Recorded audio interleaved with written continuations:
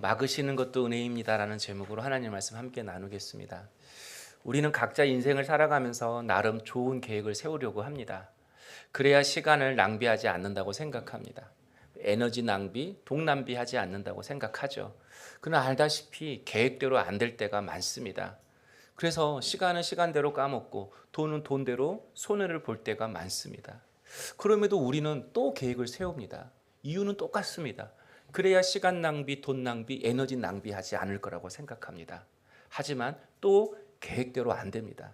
성도 여러분, 왜 우리는 이렇게 계획대로 안 된다는 걸 알면서 또 계획을 세우는 이유가 무엇입니까? 그래야 잘 살 수 있을 거라 생각하기 때문입니다. 오늘 또 왜 여기에 오셨습니까? 어느 누구보다도 잘 살고 싶은 마음 때문일 것입니다. 그러나 우리가 좋은 계획을 세운다고 우리의 인생이 저절로 잘 되는 것은 결코 아닙니다. 우리는 대개 우리가 생각하기에 좋은 계획이고 좋은 뜻이면 하나님도 기뻐하셔서 바로 역사해 주실 것이라고 기대합니다. 그러나 그렇지 않습니다. 사람이 세운 좋은 계획이 다 하나님 보시기에 좋은 계획이라고 말할 수 없습니다. 하나님의 생각은 우리의 생각과 우리의 계획과 너무나 다를 때가 많습니다. 그래서 하나님의 뜻이 중요합니다. 하나님의 계획이 중요합니다. 그 하나님의 뜻 위에, 그 하나님의 계획 위에 내 인생의 계획을 세울 때만이 비로소 우리 인생이 잘 되고 열매가 맺는 것입니다. 오늘 본문이 바로 이것을 말씀해 주는 것이죠. 오늘 말씀을 보면 바울이 좋은 계획을 세웠습니다. 1차 전도여행으로 끝나지 말고 우리 2차 전도여행 하자. 바울이 바나바에게 제안을 했습니다. 1차 전도 여행 때 방문했던 도시들을 다시 재차 방문해서 그때 복음을 듣고 예수를 영접한 성도들이 지금 어떻게 신앙생활을 하고 있는지, 잘하고 있는지 살펴봐서 그들에게 도움을 주자. 이렇게 좋은 생각과 마음을 가진 것입니다. 그런데 이 전도 여행이 시작부터 삐걱거렸습니다. 바울과 바나바가 청년 마가의 문제로 서로 다투게 된 것입니다. 여러분, 마가가 어떤 사람입니까? 1차 전도 여행 중에 전도사에게 힘들다고 전도팀을 무단 이탈해서 자기 집 예루살렘으로 도망간 사람입니다. 그런데 바나바가 마가를 다시 데리고 가자고 이야기를 한 거죠. 바나바는 이 마가에게 다시 한번 과거의 실수를 만회할 수 있는 기회를 주고 싶었던 것 같습니다. 사람은 항상 잘할 수 없으니까, 누구나 넘어지고 누구나 시험 들 수 있으니까 그런 그에게 다시 한번 믿음의 기회를 주어서 그가 성숙하기를 바라는 마음이었을 것입니다. 그러나 바울의 생각은 달랐습니다. 교회에서 하는 일, 이런저런 삶 속에서 하는 일들은 괜찮은데 전도 여행처럼 중요한 사역 같은 경우는 믿음과 팀워크가 중요하기 때문에 안 된다는 것이었습니다. 그래서 마가의 전도팀 합류를 거절했습니다. 그리고 결국엔 15장 39절을 보면 서로 심히 다투어 갈라서니 바울과 바나바가 서로 갈라지기로 결정한 것입니다. 여러분, 시작부터 계획이 완전히 틀어졌습니다. 같이 가려고 했던 사람도 달라지고 처음 가려고 했던 길도 달라졌습니다. 혹시 여러분도 그렇지 않습니까? 잘 지내던 사람과 틀어지지는 않습니까? 내가 생각했던 일이 틀어지고 계획했던 일이 안 되어서 혹시 다른 일들을 찾아보고 있지는 않습니까? 뿐만 아니라 6절에 보면요, 성령이 아시아에서 말씀을 전하지 못하게 하신 것을, 바울이 아시아에서 복음을 전하려고 했습니다. 새로운 전도지를 개척하려고 한 것이죠. 얼마나 좋은 계획입니까? 다 바울 자신이 아니라 주를 위한 일입니다. 그런데 이 전도의 문이 자꾸 막히는 거예요. 1차 전도여행은 막혔던 길도 뚫렸는데 2차 전도여행은 어찌된 일인지 뚫렸던 길로 자꾸 막히는 것입니다. 여러분, 그 이유가 무엇이죠? 주를 위한 일이고 다 좋은 계획인데 왜 이렇게 막히는 것입니까? 7절에 보니까요, 비두니아로 가고자 예스되 예수의 영이 허락하지 아니하시는지라. 예수의 영, 성령님이 막으셨다고 말씀합니다. 일이 안 되고 틀어진 그 배후에 바울과 바나바가 서로 다투었으면 그들의 신앙이면 반드시 이렇게 합할 수 있었을 텐데 각자 다른 마음을 가지게 하셔서 떠나게 하신 이유, 그리고 그들이 복음을 전해도, 바울이 복음을 전하려고 해도 그 길이 막히는 이유, 그 배후에 성령님이 계신다고 말씀합니다. 성령께서 전하지 못하게 하시고 성령께서 허락하지 않으셨대요. 한마디로 성령께서 막으셨대요. 그렇다면 왜 성령께서 막으시는 것입니까? 바울의 계획 속에는 없는 하나님의 계획하심이 있기 때문에 그렇습니다. 바울의 생각 속에는 없는 하나님의 길이 있기 때문에 그렇습니다. 9절에 보면요, 밤에 환상이 바울에게 보이니 마게도냐 사람 하나가 와서 그에게 청하여 이르되 마게도냐로 건너와서 우리를 도우라. 이 마게도냐는 유럽 대륙을 말합니다. 그러니까 마게도냐 사람은 쉽게 말하면 유럽 사람, 이렇게 간단하게 표현할 수 있겠죠. 바울이 환상 중에 유럽 사람이 손을 흔들면서 와서 우리를 도우라고 하는 응답을 받은 것입니다. 비로소 하나님의 뜻을 알게 된 거죠. 하나님의 뜻은 바울이 아시아에서 복음을 전하는 것이 아니라 유럽으로 건너가서 복음을 전하는 것이었습니다. 그래서 바울의 길을 막으신 것입니다. 사랑하는 성도 여러분, 하나님은 한 번도 말씀 증거의 길을 막으신 것이 아닙니다. 아시아에서 전하신 것을 막으신 것입니다. 우리도 마찬가지입니다. 요한계시록 3장 8장에 볼지어다 내가 내 앞에 열린 문을 두었으되 능히 닿을 자가 없으리로다. 하나님께서 열린 문을 두었대요. 누구를 위해서? 우리를 위해서죠. 우리를 위해서 하나님이 열린 문을 두었는데 그 열린 문을 어느 누구도 닫을 수가 없대요. 왜 닫지 못하는 것이죠? 우리가 글로 가야 하기 때문에, 우리가 들어가야 할 문이기 때문에, 우리가 걸어가야 할 문이기 때문에 하나님은 그 문을 활짝 열어두셨대요. 그 문을 어느 누구도 닫을 수가 없게 하셨대요. 하나님은 당신의 사랑하는 길을 절대 막지 않으십니다. 오히려 우리를 열린 문으로 인도하십니다. 그래서 때론 그 열린 문으로 인도하시기 위해 다른 길을 막으시는 것이죠. 그 곳에 가는 것을 막으신 거죠. 그때 가는 것을 막으시는 거죠. 그 사람 만나는 것을 막으시는 거죠. 그 일하는 것을 막으시는 거죠. 그 막으심을 통해 우리를 당신의 열린 문으로 인도하시는 것입니다. 그러므로 여러분, 길이 막힐 때, 일이 안 될 때 일에 대해서는 실망할 수 있어요. 내가 계획한 대로 안 되어서 낙심할 수는 있어요. 그러나 일에 대한 실망은 있어도 하나님에 대한 실망은 없어야 합니다. 그분의 선하신, 그분의 인도하심에 대한 의심은 없어야 한다는 거예요. 사도 바울이 그랬습니다. 그럼 6절에 보면 바울이 아시아로 가서 복음을 전하려고 하자 성령께서 막으시는 느낌을 바울이 받았습니다. 그래서 7절에 보니까 아시아로 가는 것을 포기하고 무시아로 갔다고 이야기를 합니다. 그런데 무시아 땅으로 도착해서 거기서 비두니아로 또 가려고 하니까 또 성령께서 막으시는 것을 바울이 감지했습니다. 어떻게 막으셨는지 성경은 나오지 않았습니다. 그러나 확실한 건 바울이 그걸 느꼈다라는 거예요. 바울이 그것을 깨달았다라는 거예요. 그래서 8절에 보면요, 바울이 무시아를 지나 드로아로 갔는데 이 비두니아에서 드로아로 갔다라는 것은 동쪽에서 서쪽으로 완전히 방향을 틀었다라는 것입니다. 여러분, 누구나 길을 가다가 정반대의 길을 걸어가는 것은 결코 쉬운 일이 아닙니다. 내가 생각했던 것, 내가 계획했던 것과 전혀 다른 생각과 전혀 다른 방향의 계획을 내가 다시 쓴다라는 것은 결코 쉬운 일이 아닙니다. 설교를 5장 썼는데 이게 전에 썼던 거예요. 그러면 어떻게 하죠? 완전히 다른 방향으로 고치고 싶지만 안 됩니다.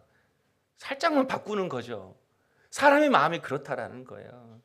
자신이 애쓰고 노력해서 계획을 세웠는데 그거 안 될 때에는 우리는 점처럼 틀지 않습니다. 밀어붙이려고 하는 것이죠. 그런데 길이 막히니까 정반대의 길이 하나님의 뜻인가? 다른 쪽의 방향이 하나님의 길인가? 그래서 사도 바울이 방향을 완전히 튼 것입니다. 게다가 9절에 보면요, 밤에 환상이 바울에게 보이니라고 말씀합니다. 밤에 환상을 보았다라는 것은 바울이 잠잤다라는 뜻이 아니라 바울이 기도했다는 뜻이잖아요. 여러분, 우리는 되게 자신의 길이 막히면 제일 먼저 마음이 먼저 막힙니다. 일이 안 되면 마음이 막히지 않나요? 누구의 말도 안 들립니다. 짜증납니다. 답답합니다. 말씀도 다 튕겨져 나갑니다. 자기 뜻대로 일이 안 되면 제일 먼저 기도가 막힙니다. 말 한마디 마음상에도 막히는 게 우리의 기도인데 주의 일을 한다고 수백 킬로를 걸어서 복음을 전하는데 자꾸 일이 안 되는 거예요. 그러면 어느 누구나 기도가 막히지 않겠습니까? 그래서 시험이 들고 하는 일도 결국 포기하고 돌아가는 거 아니겠습니까? 그런데 바울의 모습을 보면요, 계획은 막혔어도 마음은 안 막혔어요. 기도는 막혔어도, 자신의 뜻은 막혔어도 기도는 막히지 않았다라는 거예요. 여러분에게 이런 은혜가 있기를 주의 이름으로 축복합니다. 하나님 그분은 언제나 우리를 열린 문으로 인도하시기에 일은 막혔어도 마음은 안 막히기를 원합니다. 내 뜻은 가로막혔어도 기도만큼은 막히지 않기를 주의 이름으로 축복합니다. 여러분, 사도 바울은 길이 막히니까 오늘은 아시아로 가고, 아시아 길이 막히니까 내일은 비두니아로 가면서 하나님의 뜻을 찾고 또 찾으면서 걸었습니다. 그리고 그렇게 길이 막히는 날에는 밤에 홀로 주님 앞에 나가서 기도했습니다. 모든 것이 혼란스럽잖아요. 그 혼란스러운 순간에도 그는 간절히 하나님 앞에 기도하면서 하나님의 뜻을, 하나님의 길을 찾기 위해 구한 것입니다. 그러다가 결국 하나님의 뜻을 알았습니다. 아시아에서 복음을 전하는 것이 아니라 유럽으로 건너가서 복음을 전하는 것이 하나님의 뜻이다. 오늘 우리에게 하나님의 뜻이 알려지기를 소망합니다. 하나님이 막으시는 그 이유를 알 수 있기를 원합니다. 우리에게 보여주고 싶은 그 열린 문, 열린 길이 어디인지를 주께서 우리에게 밝히 깨닫게 하시고 보여주게 하시기를 간절히 소망합니다. 사랑하는 성도 여러분, 우리가 인생을 살다 보면 닫힌 문 앞에 설 때가 많습니다. 이때는 두 가지 종류의 사람만 있습니다.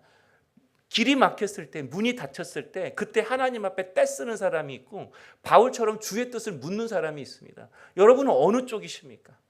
많은 사람들이 하나님 앞에서 떼를 씁니다. 하나님과 밀고 땡겨서 무엇을 얻어내는 것, 그걸 신앙이라고 생각합니다. 막 밀어붙이는 것, 막 보좌를 흔들어서 하나님을 어지럽게 해가지고 알았다 나 내려올게. 그래서 본인이 거기에 앉는 거죠. 그걸 믿음이라고 생각합니다. 자기 뜻을 가지고 하나님을 달달 볶는 거죠. 여러분, 부모 달달 볶는 자녀들 있잖아요. 뭐 해달라고 달달 볶는, 쫓아다니고. 여러분 어떻게 하십니까? 때려요. 다 해주잖아요. 다 사주잖아요. 다 뜻대로 해주잖아요. 하나님은 절대 그렇지 않습니다. 여러분, 왜 우리가 자꾸 하나님 앞에 떼쓰면서 달라고 하는 거죠? 내 뜻대로 되는 재미가 솔솔하기 때문에 그래요. 예를 들면 돈이 생기면 뭐든지 할 수 있잖아요. 뭐든지 살 수 있잖아요. 어디든지 갈 수 있잖아요. 얼마나 좋아요. 얼마나 재밌어요. 내가 높은 직책에 있으면 시킬 수 있잖아요. 인정받을 수 있잖아요. 그런 솔솔한 재미가 있다고 하더라고요. 여러분, 누가 성령의 사람입니까?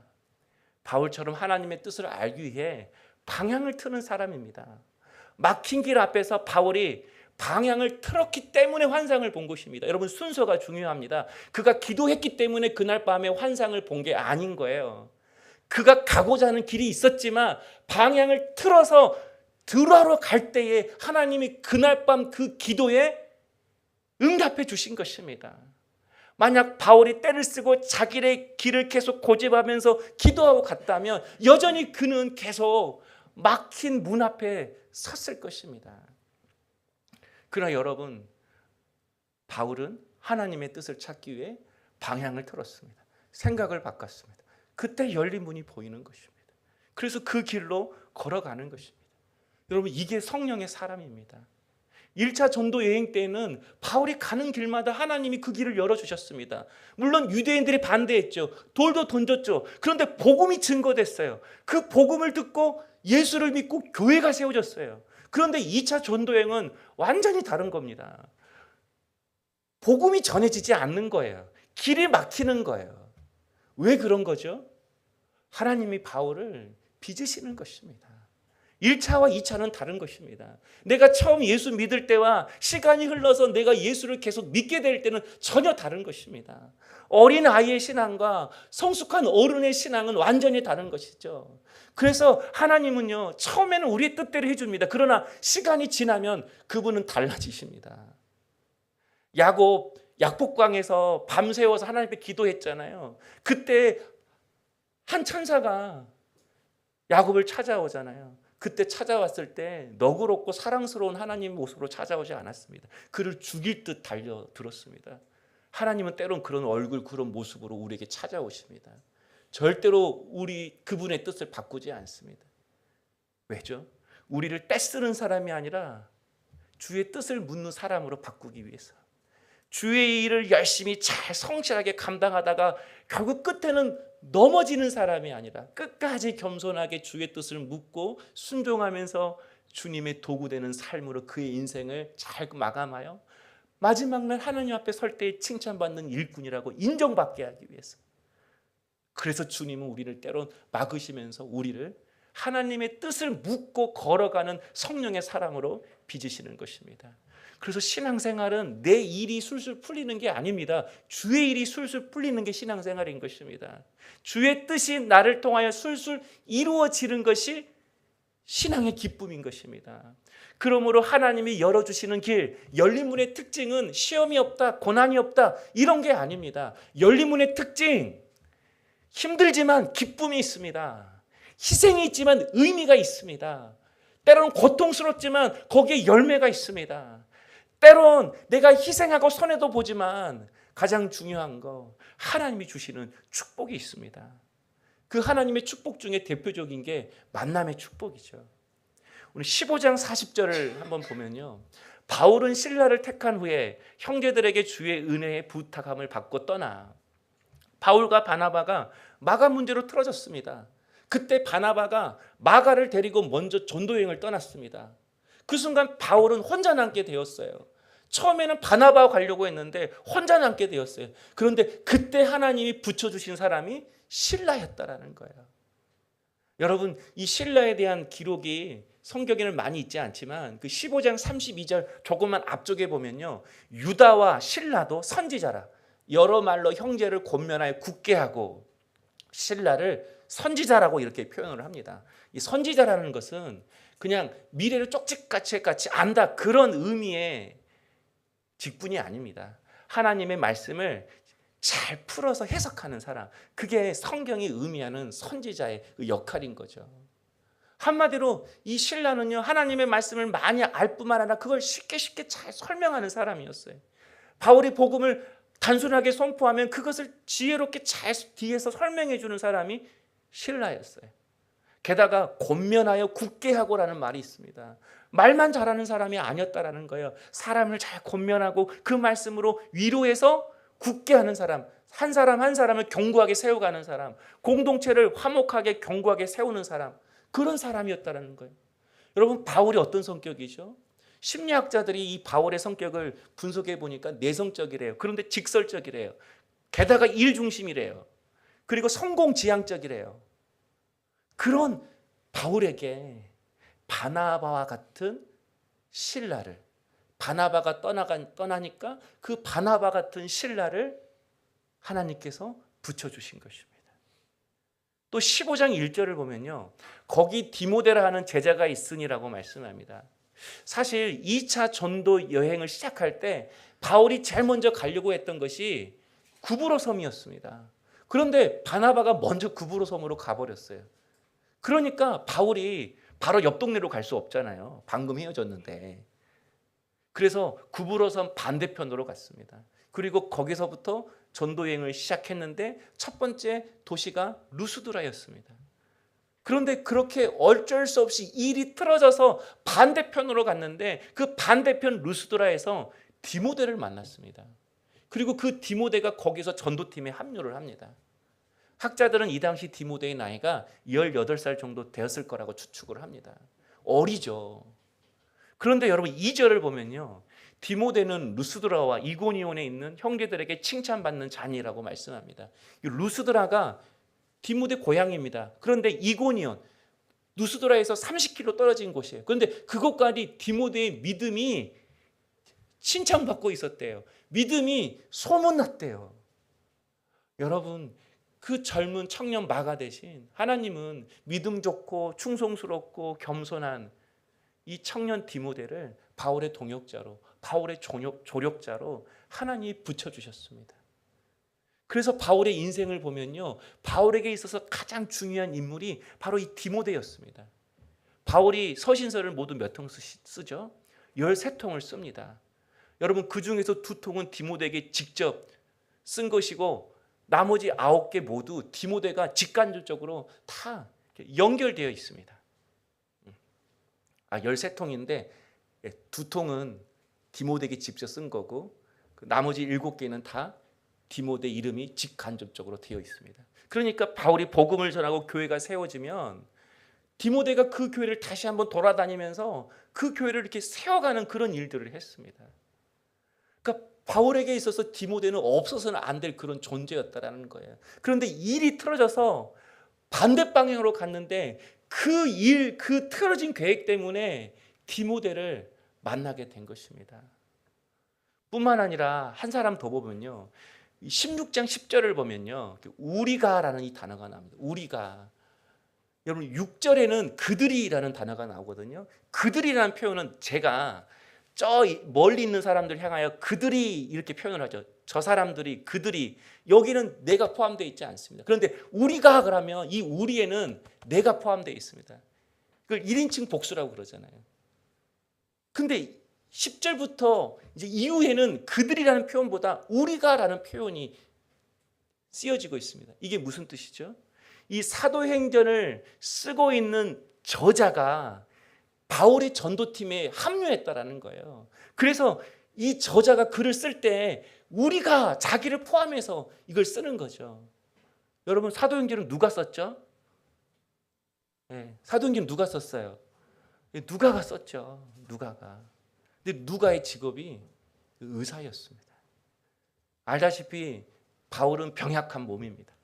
어떤 사람은 안질이라 그러고 어떤 사람은 내전증, 간질을 앓고 있었다고 이야기를 하고 어찌됐든 바울의 몸은 연약했습니다. 병약했습니다. 그런 연약하고 병약한 몸으로 수백 킬로, 수천 킬로를 걸어가면서 그는 복음을 전했습니다. 그러니 얼마나 힘들었겠습니까? 그런데 하나님은 그런 연약한 바울에게 의사 누가를 붙여주신 것이었습니다. 그리고 의사의 특징은 아주 꼼꼼하잖아요. 섬세하잖아요. 이 사도행전의 이 놀라운 기록들을 누가를 통해서 이렇게 하나님이 기록하게 하셨습니다. 여러분 왜 바울의 길을 그렇게 막으셨습니까? 왜 그렇게 이것도 맞고 저것도 맞아서 결국 그 끝에 드로아까지 바울을 오게 하셨습니까? 하나님께서 붙여주셔야 할 사람이 있었기 때문에 하나님이 그렇게 바울의 길을 인도하신 것입니다. 하나님은 당신의 길을 걸어가는 그 바울을 위해서 사람의 축복을 통하여 그의 필요한 것들을 공급해 주었습니다. 힘이 없으니까 힘이 없는 청년을 보내주고 말 주변이 없으니까 말 잘하는 신라를 보내주고 몸이 연약하니까 의사를 붙여주고 몸이 연약해서 글을 잘 못 쓰니까 글 잘 쓰는 누가를 붙여주시고 하나님의 사람을 붙여주심으로 기어이 하나님의 일을 이루어가게 하셨다는 것입니다. 그런 의미에서 여러분 우리가 그렇게 기도하는 하나님의 뜻, 하나님의 꿈, 하나님의 축복, 하나님의 은혜, 하나님의 사명, 내가 만나야 할 사람들은 어디에 있는가? 백날 주변 돌아봐도 거기에는 없습니다. 주의 길을 걸어가는 그 길 가운데 내가 만나야 할 사람이 있고 내가 이루어야 할 뜻이 있고 내가 붙잡아야 할 하나님의 사명과 하나님의 꿈이 있는 것입니다. 그래서 하나님이 여러분을 열린 문으로 인도하기를 원하시는 것입니다. 여러분 절대 주님의 길은 좁은 문이 아닙니다. 좁은 길이 아닙니다. 열린 문입니다. 열린 길입니다. 그 길 속에 우리를 향한 하나님의 놀라운 사랑과 그분의 섭리와 그분의 은혜와 그분의 계획하심이 다 있는 것입니다. 저는 여러분이 주의 길을 걸어갈 수 있기를 원합니다. 하나님의 길을 걸어갈 수 있기를 원합니다. 육신에 힘들고 내 삶이 손해봐가 보고 이건 정말 부차적인 것입니다. 정말 내 인생을 잘되게 하고 복되게 하고 값지게 하는 그 인생길은 주께서 열어놓은 그 열린 길에 있는 것입니다. 사랑하는 성도 여러분 8절에 보면요 무시아를 지나 드로아로 내려갔는데라고 말씀합니다. 일로 가도 길이 막히고 저리로 가도 길이 막히고 그래서 마지막 간 곳이 드로아였다라는 거예요. 여러분 드로아 앞에 뭐가 있죠? 드로아 앞에는 바다가 있습니다. 드로아는 땅끝이었습니다. 드로아 앞에 도착하는 순간 서쪽으로 가도 안 되고 동쪽으로 가도 안 되고, 그래서 드로아까지 왔는데 거기는 바다고, 바울이 지금 땅끝에 서 있는 것입니다. 바다 앞에 서 있는 것입니다. 더 이상 앞으로 나아갈 수 없는 길 앞에 서 있는 것입니다. 그래서 바울은 여기가 자신의 사역의 끝이라고 생각할 수도 있었을 것입니다. 그러나 바울의 경험과 바울의 생각 속에 없었던 하나님의 길이 있었습니다. 바다를 건너서 유럽으로 가는 길이었습니다. 이 본문 말씀을 볼 때 똑같은 내용이 생각이 났습니다. 출애굽기 14장에 보면 이스라엘 백성들이 하나님의 은혜로 고셋 땅을 벗어나게 됩니다. 고셋 땅을 벗어나서 가나안을 향하여 행진하고 있습니다. 그런데 하나님이 갑자기 명령하여서 그들의 방향을 돌이켰습니다. 그런데 그 명령 따라, 그 방향 따라 따라가 봤더니 홍해였습니다. 그 모습을 멀리서 애굽 왕 바로가 보았습니다. 그때 저들이 광야에 갇혔다라고 이야기를 했습니다. 평생 노예로 살다 보니까 미련하고 멍청해서 길을 잃었다. 그래서 막다른 골목 앞에 서 있다. 그래서 그들을 다시 붙잡으려고 자기 죽일 길인 줄은 모르고 쫓아갔습니다. 그리고 그런 홍해 앞에서 이스라엘 백성들은 하나님의 뜻을 모르니까 하나님을 원망했습니다. 그러나 여러분, 그들에게 길이 없었습니까? 아니요. 바닷속에 길이 있었습니다. 그들의 생각 속에, 그들의 경험 속에 눈 씻고 찾아봐도 찾을 수 없는 하나님의 길이 하나님에게는 있었고, 그 길이 바닷속에 있었다라는 것입니다. 사랑하는 성도 여러분, 우리가 하나님의 뜻을 쫓아 살아가는 거, 잘 가다가도 오히려 손해보는 길을 택하고 편안하고 안주하면서 살아갈 수 있는데, 오히려 힘들고 나 자신을 희생시키면서 나를 절제하면서 믿음 생활하는 우리의 모습들이 세상 사람들 보기에는 막다른 골목에 서 있는 것처럼 보이고 미련하게 보이는 것처럼 보이지만 절대 그렇지 않습니다. 하나님은 지금 우리를 생명의 길로 인도하는 것이고, 우리는 지금 그 생명의 길을 걷고 있는 것입니다. 그런 의미에서 하나님의 전능하심은요, 모든 것을 할 수 있는 능력이 아닙니다. 네, 물론 주님은 모든 것을 하실 수 있죠. 그러나 모든 것을 할 수 있지만 주님은 때로는 우리로 하여금 당신의 뜻을 쫓아 살아가는 그 성령의 사람이 되도록 우리를 막으실 때가 있습니다. 우리를 내버려 두실 때가 있습니다. 주의 뜻을 찾을 때까지 또 넘어지고 또 실패하지만 노하기를 더디하면서 하나님은 참으십니다. 그래서 기어이 우리로 하여금 당신의 뜻을 찾게 하십니다. 그래서 하나님의 전지전능하심은 여전히 연약하고 부족해도 우리를 향한 그 계획하심을 포기하지 않는 게 하나님의 능력입니다. 또 죄짓고 음란하고 실수하고 세상을 쫓아다녀도 그래도 노하기를 더디하면서 참으시기까지, 그래서 우리를 결국 열린 문으로 인도하시는 것이 하나님의 능력인 것입니다. 그러므로 사랑하는 성도 여러분, 우리 계획은 막혔어도 우리 마음은 막히지 마십시다. 자신의 뜻은 막혔어도 우리 기도는 막히지 마십시다. 오늘 여러분 마음이 어떻습니까? 마음이 열려져 있습니까? 마음이 시원하십니까? 여러분 기도는 어떻습니까? 기도가 잘 되십니까?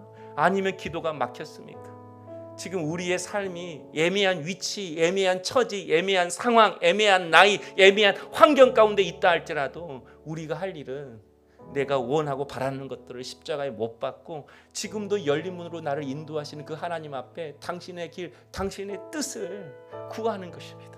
여전히 혼란스럽고 여전히 복잡하고 여전히 캄캄해도 주의 뜻을 찾기 위해 멈추지 않고 주를 위해 그 주의 길을 걸어가는 것입니다. 내게 주어진 직분과 사명을 믿음으로 감당하며 살아가는 것입니다. 그럴 때 주님은 우리에게 길을 열어주십니다. 길을 보여주십니다. 그리고 그 길을 걸어갈 때에 믿음의 동역자를 붙여주십니다. 건강도 주십니다. 재정도 주십니다. 환경을 열어주십니다.